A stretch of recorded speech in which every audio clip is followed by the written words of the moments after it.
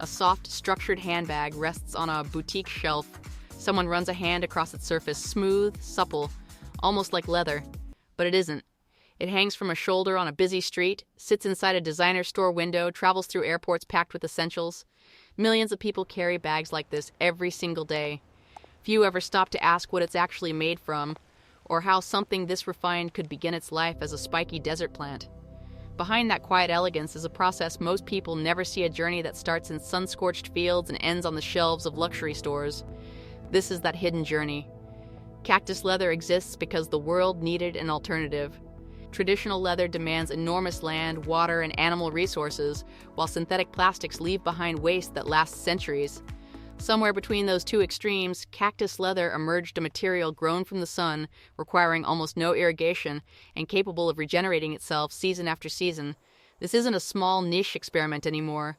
Fashion houses, accessory brands, and everyday manufacturers now rely on this material for bags, wallets, shoes, and upholstery. Its appeal lies in its balance: durable enough for daily use, soft enough to feel premium, and sustainable enough to matter. What makes its production fascinating is the transformation itself, turning a thick, fibrous plant pad into something flexible, stitched, and beautiful. That transformation begins far from any factory, in wide open fields of cactus.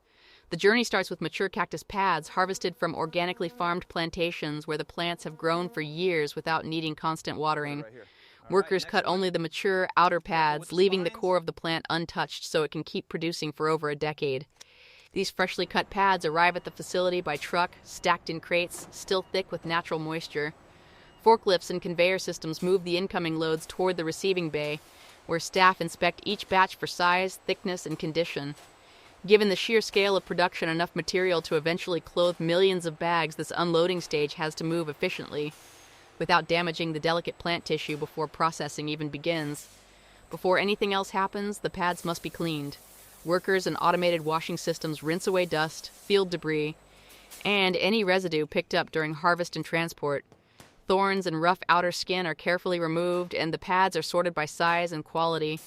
Damaged or overly thin sections are set aside, since consistency at this early stage determines the strength and texture of the final material. Drying racks and airflow systems reduce excess surface moisture, preparing the pads for the next transformation, because raw cactus, in its natural state, is far too wet and fragile to become anything close to leather.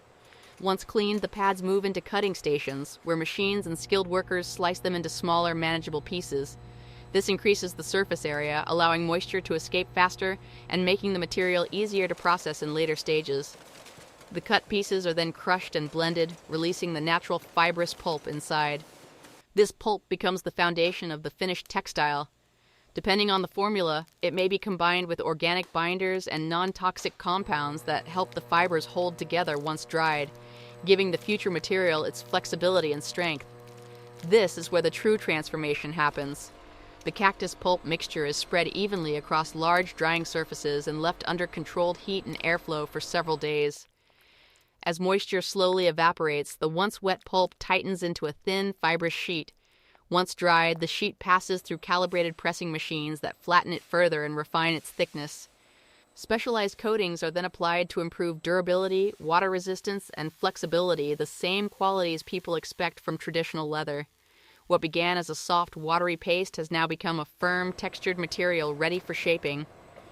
With the material finely leather-like in texture, it moves to the cutting and assembly floor. Precision cutting tools trace out bag panels, straps, and linings from large rolls of the finished textile, minimizing waste with every cut. Skilled workers and stitching machines then bring these pieces together, sewing panels, attaching hardware, reinforcing seams, and fitting linings. Edges are sealed and finished by hand for a polished look. What was once loose material now takes the recognizable shape of a finished bag. Before any bag leaves this stage, it faces rigorous inspection. Workers check every stitch line for strength, examine surfaces for imperfections, and test zippers, buckles, and straps under tension. Some bags are pulled for lab testing, flex tests, abrasion tests, and color consistency checks to confirm they can withstand years of daily use. Any bag that doesn't meet standard is set aside for correction or rejected entirely, because a single weak seam could break customer trust in the entire brand. Approved bags move into the packaging area where they're wrapped in protective dust bags tagged with brand labels and placed inside branded boxes. Barcodes and batch codes are scanned and printed for tracking purposes. Conveyor systems carry packed boxes toward palletizing stations where robotic arms and workers stack them securely, wrapping each pallet in protective film. This careful packaging ensures every bag survives the journey ahead in pristine condition. Palletized boxes are transported into the warehouse, where towering storage racks hold thousands of units at once.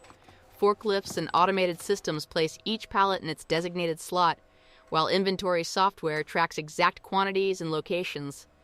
This organized storage system allows the facility to fulfill orders quickly, whether shipping to a single boutique or a chain of retail stores, without ever losing track of stock. When orders come in, forklifts retrieve the correct pallets and move them to the loading dock.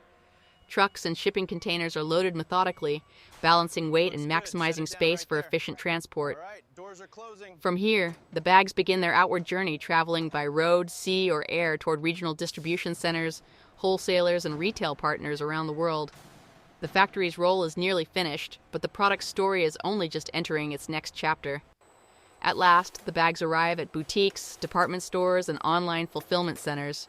Staff unbox them carefully, arrange displays, and style shelves to highlight their texture and craftsmanship. Customers walk in, drawn by the look and feel of the material, often surprised to learn it started as a cactus pad in a sunlit field. They choose their favorite style, purchase it, and carry it into their everyday lives, to work, to travel, to ordinary mornings that now include a small piece of extraordinary engineering. From a humble desert plant to a refined accessory carried across the world. This journey reveals something simple yet powerful.